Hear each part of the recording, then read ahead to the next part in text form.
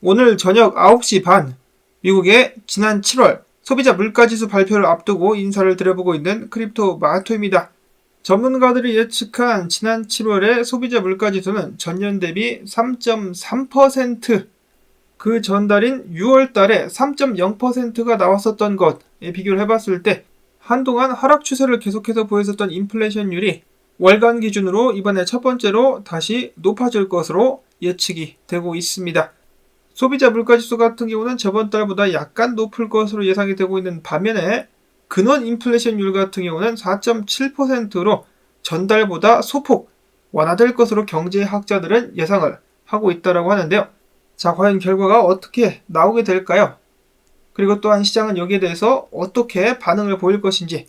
일단 오늘 달러 같은 경우는 큰 변동사항이 없는 상황 가운데서 증시 같은 경우는 변동성이 좀 있었죠. 오르락 내리락 하다가 전체적으로는 소폭 하락하고 있는 가운데 비트코인 같은 경우는 다시 한번 3만 달러를 때렸습니다. 자, 그런데 3만 달러를 때린 후 바로 또 하락을 해주게 되면서 숏과 롱을 다시 한번 동시에 정리해주는 모습이 연출이 되고 있습니다.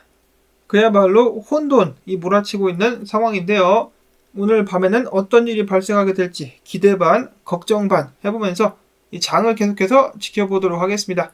암호화폐 소식으로 넘어가기 전에 앞서가지고 미국 같은 경우도 계속해서 경기가 좋다라고 거의 강제를 하고 있는 가운데 위워크 같은 기업들 하나둘씩 무너져 가고 있다는 소식 들려오고 있죠. 자, 근데 중국 같은 경우도 마찬가지로 경기가 좋지 않다. 근데 뭐 사실 중국 경제 안 좋다는 소식은 10년 넘게 지금 들어오고 있죠.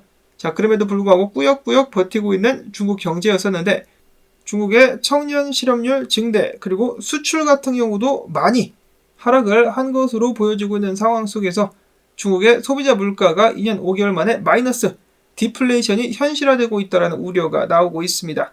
자, 중국 당국에서는 디플레이션이라는 단어 자체를 소셜미디어에서 사용하지 못하게 막았다라는 소리도 들려오고 있는 가운데 중국 같은 경우는 이 장부 조작을 그리고 통계 조작을 잘하기로 유명한 국가인데 조작을 했음에도 불구하고 이 정도다. 이번에야말로 정말 위기가 찾아오는 것은 아닌가라는 생각이 듭니다. 그리고 중국이 크게 흔들리게 된다라면은 이 여파는 전 세계적으로 퍼져나가게 될 수밖에 없겠죠. 다음으로는 미국 은행들 연준의 금리 인상 때문에 고통을 받고 있는 것도 모자라가지고 채무 불이행 및 역마진 증가 때문에 2분기 손실이 무려 190억 달러나 됐었다라고 합니다. 저도 그동안에 기회가 있을 때마다 짤막짤막하게 전해드렸었던 미국의 신용카드 빚 문제 그리고 상업용 부동산 공실 문제들 때문에 계속해서 손해를 보고 있다는 것인데요.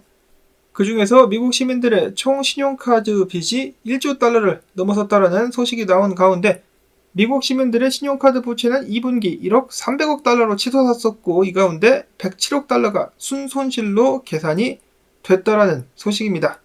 자, 문제는 이런 상황이 앞으로 나아질까요? 아니면 악화될까요? 저는 악화될 것으로 보고 있는데 미국이랑 중국이랑 티격태격 하는 척 하지만은 결국은 손잡고 사이좋게 경기 폭망의 길로 들어가고 있다라는 생각이 듭니다.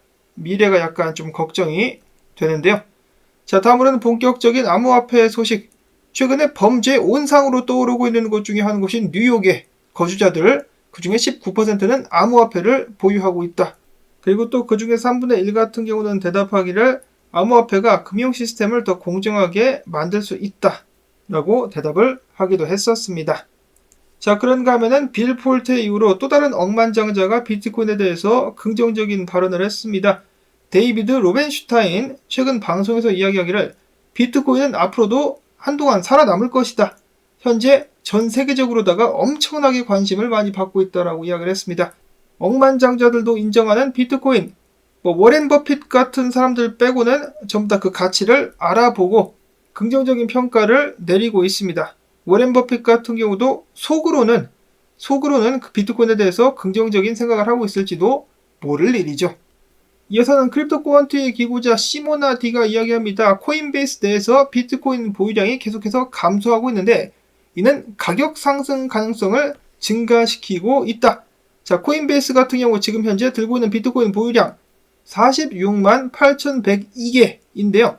작년 5월에 비교를 해봤을 때 40%나 감소한 수치라고 합니다. 이러한 수치, 비트코인 보유량 감소를 고려해보았을 때 2022년 5월부터 현재까지 코인베이스 거래소의 비트코인 보유량 증가로 인한 매도 압력은 비교적 일정했다라고 볼 수가 있기 때문에 이는 비트코인 가격 상승에 긍정적으로 해석될 수가 있다. 비트코인 좀 가즈아 라는 분석에 이어서 또 다른 긍정적인 온체인 분석이 있습니다. 또 다른 크립토 퀀트의 기고자 그레이티스트 트레이더는 이야기하기를 비트코인의 NUPL 유통량 대비 자산의 순손익을 측정한 비트코인 미실현 순손익이 상승세를 계속해서 보여주고 있는데 이러한 상황을 고려해봤을 때 현재 시장에서는 낙관론이 우세하다. 이 지표가 비트코인 가격 상승과 함께 전고점을 돌파하면 강세 추세로 전환이 확 돼버릴 수도 있다라면서 지금부터의 상승으로의 전환의 가능성을 크게 두기도 했었습니다. 자, 한편 암호화폐 미결제 약정 같은 경우는 100억 달러를 상회하게 되면서 연중 최대치까지 올라갔었는데요. 이제 28,700달러에서 롱을 쳤었던 사람들은 수익 실현을 하게 되면서 지금 현재 비트코인 같은 경우는 가격이 올랐다가 살짝 빠지고 있는 상황인데 그 사이에 앞에서 잠깐 말씀을 드렸다시피 롱쟁이들, 숏쟁이들을 다 갈려 나가면서 최근 있었던 살짝쿵 하락하는 동안에 무려 4억 달러 상당 이상의 롱 포지션이 날아가기도 했었다라고 하네요. 그 돈으로 그냥 비트코인 현물 사서 들고 가는 것이 좀 더 안정적으로 수익을 낼 수 있는 방법이 아니었을까. 현물 매수 말이 나와서 말인데요. 이 굉장히 똑똑한 트레이더, 예를 들어서 2020년도에 비트코인을 8,000달러에 매수하고 고점인 65,000달러에 팔고 나왔었던 한 고래가 이번에 29,100달러에서 250개의 비트코인을 매입을 들어갔다라고 합니다. 자, 이 사람 대단한 사람이다라고 볼 수가 있겠는데요. 상승장 바로 직전에 저점을 딱 찍어가지고 고점에 딱 팔고 나왔다. 그랬었던 사람이 이번에 다시 한번 대량 매수에 들어갔다. 이런 부분을 고려를 해봤을 때 이 사람이 생각하기를 지금부터 비트코인 가격이 상승할 것이다 라고 예측을 한 것은 아닌가. 저도 갑자기 막 사고 싶은 충동이 듭니다. 그런가 하면은 분석가 뉴냐 비즈니즈가 또 굉장히 재미난 분석을 들고 왔는데요. 비트코인 주봉 기준으로다가 가우시안 채널이 양봉으로 전환이 됐다. 상승세로 전환이 됐는데 이러한 예는 역사상 4번 있었다라는 것이죠. 4번. 그래서 반감기 직전에 이런 일들이 발생을 했었는데 2012년도와 16년도 때 비트코인은 하락장에서 빠져나와서 저점은 이미 찍은 상황으로서 가우시안 채널의 상단 채널을 무너뜨리지 않은 상황에서 축적 및 횡보를 이었다가 상승장으로 이어졌었다. 자, 물론 이 상승 채널을 깨고 아래로 내려왔었던 적이 딱 한 번 있었는데 그때 전염병 사태 때 블랙스완 터지면서 한번 쭉 내렸었다가 바로 치고 올라가가지고 상승장이 이어졌었던 예가 있었다. 이번에는 어떻게 될까? 이번에도 과거가 반복된다라면 일단 바닥은 확실히 찍은 것이고 가우시안 채널 상단에 맞아주면서 가격이 아무리 많이 떨어진다라고 할지라도 28,000달러까지 그 위에서 머물러 주면서 비트코인이 횡보 및 축적을 이은 후에 불장으로 넘어갈 수가 있다라는 것인데요. 자, 물론 블랙스완 이벤트가 발생을 하게 된다라면 다시 가격이 꼬꾸라지게 될 수도 있겠습니다. 한마디로 지금부터 큰일만 발생하지 않는다라면 무난하게 상승장으로 접어들 수 있지 않을까라는 긍정적인 분석이라고 볼 수가 있겠습니다. 다음으로 단기적인 분석을 봤을 때 로만 분석가는 비트코인이 다시 한번 42,000달러 위까지 올라갈 수 있을 것 같긴 한데 지금 펌핑은 좀 못 믿겠다. 이번 펌핑 같은 경우는 28,000달러대까지 다시 한번 가격이 흘러내리면서 빠지지 않겠느냐. 나는 제대로 된 펌핑 기회를 기다리고 있다 라고 이야기를 했었습니다. 자, 그래서인지 모르겠지만 비트코인 보시는 채널 하락형 채널 상단에 맞고 뚫지 못하고 다시 미끄러져 내려오고 있다라면서 분석가 사토시 플리퍼 같은 경우는 안타깝다라고 이야기를 하고 있었습니다. 이거를 뚫어야 되는데 세력들이 뚫지 못하고 다시 내려오고 있다. 크레더블 크립토 같은 경우는 비트코인이 일단 29,100달러에서 400달러 사이까지 한 번 더 흘러내려올 것 같은데 여기가 이제 분기점이 돼가지고 이 자리부터 다시 한번 상승을 치고 올라가느냐 아니면은 빠지면서 28,000달러대를 테스트를 하게 될 것이냐 결판이 나게 될 수 있다라고 이야기를 하기도 했었습니다.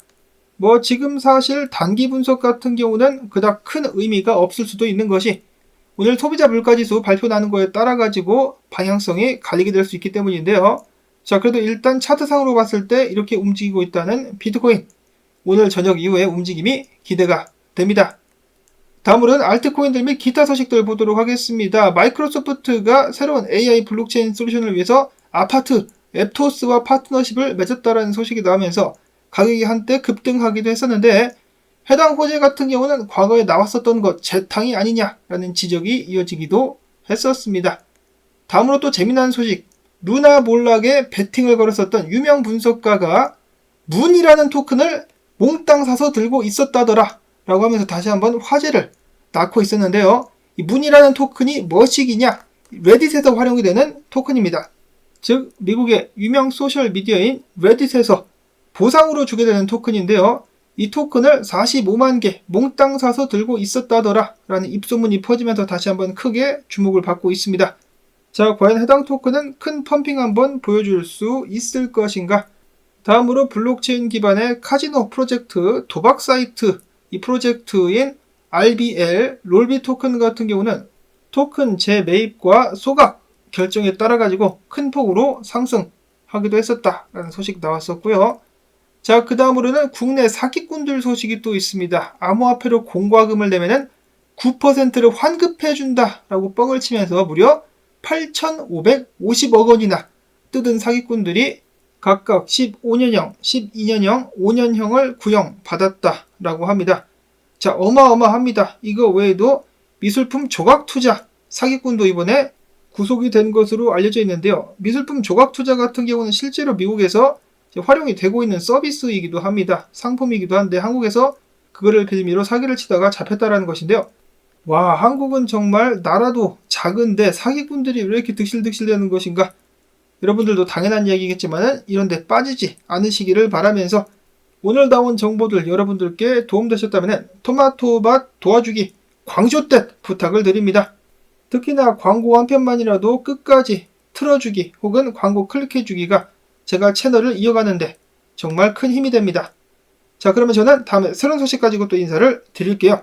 안녕히 계십시오.